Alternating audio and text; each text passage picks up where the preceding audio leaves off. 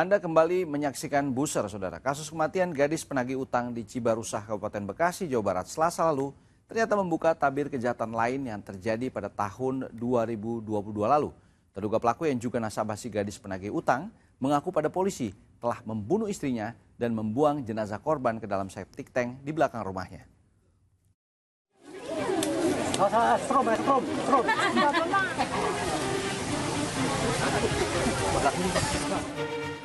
Sebuah rumah di kampung Cikoronjo, Desa Sindang Mulia, Cibarusah, Kabupaten Bekasi, Jawa Barat, jadi pusat perhatian warga sekitar. Apalagi ada garis polisi yang membentang mengelilingi rumah itu. Sejumlah petugas kepolisian dari tim identifikasi Polres Metro Bekasi dan tim forensik Mabes Polri Rabu siang membongkar septic tank di belakang rumah itu. Dan misi ini ternyata masih berkait erat dengan kasus pembunuhan gadis muda penagih utang bank keliling yang ditemukan tewas di rumah warga di kampung Cikoronjo. Setelah dilakukan penggalian di septic tank sedalam 2 meter dan lebar 1 meter itu, polisi menemukan jasad seorang perempuan. Peristiwanya bukan bermula dari ini, bermula dari peristiwa yang pertama yang terjadi pada tanggal 4 Februari tentang dugaan penganiayaan dan pembunuhan yang dilakukan oleh tersangka terhadap korban yang pegawai koperasi atau bank yang keliling itu. Tersangka juga mengakui ternyata pada tahun 2022, khususnya awal November 2022, melakukan pembunuhan terhadap istri sahnya. Jadi tersangka ini memiliki 2 istri. Istri yang pertama nikah siri, istri yang kedua ini malah yang nikah resmi, yang almarhum ini, si Almaida ini nikah resmi. Kerangkanya masih ditemukan secara utuh, termasuk pakaian korban dari, mohon maaf, jaket korban, pakaian dalam korban, serta baju korban masih utuh ditemukan di tempat kejadian perkara. Jadi sama persis yang disampaikan oleh tersangka bahwa pada saat dimasukkan ke septic tank menggunakan jaket, pakaian secara lengkap masih ditemukan secara keseluruhan. Jasad yang sudah berupa tulang belulang lengkap dengan semua pakaian yang menyertainya dievakuasi polisi. Mundur yuk. Buka jalan yuk. Buka jalan. Yuk, dari sini. Itu, dari sana. Terus. Ditemukannya jasad Almaida setelah interogasi polisi atas Sunardi yang ditangkap usai membunuh seorang gadis yang menagih utang ke rumah pelaku. Sunardi mengaku membunuh istrinya dan menguburnya dalam septic tank di belakang rumah. Cara pelaku menghabisi nyawa kedua korbannya serupa dengan mencekik leher korban menggunakan kain hijab yang mereka kenakan. Jasad Almaida lalu dibawa ke rumah sakit untuk keperluan otopsi.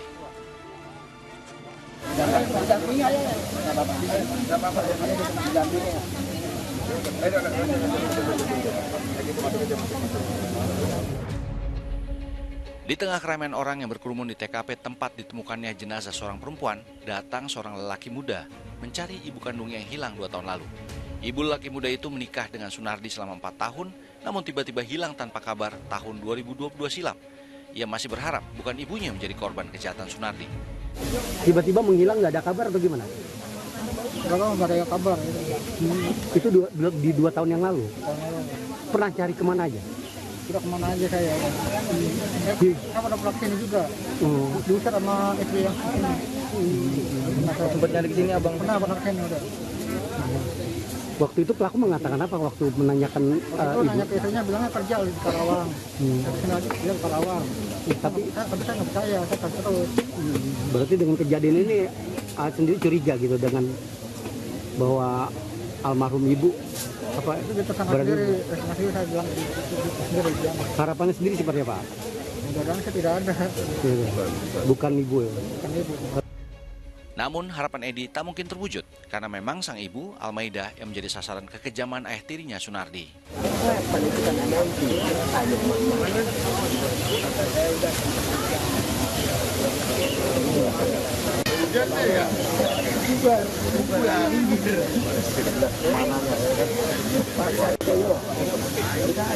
Kemarin dibilangin gitu.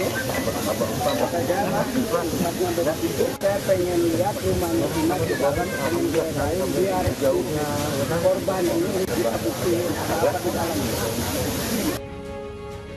Ternyata kematian Almaida masih meninggalkan tanda tanya besar di benak keluarga, terutama anak korban. Edi yang akhirnya menyadari bahwa ibunya telah menjadi korban kekejaman ayah tirinya berkisah di rumah duka di perumahan kota Serang Baru, Desa Sukaragam, Serang Baru, Kabupaten Bekasi. Sebelum hilang tanpa jejak, ibunya sempat menggadaikan tanah senilai puluhan juta rupiah dan membawa sejumlah barang berharga. Sama adik bilangnya ngurus dokumen rumah.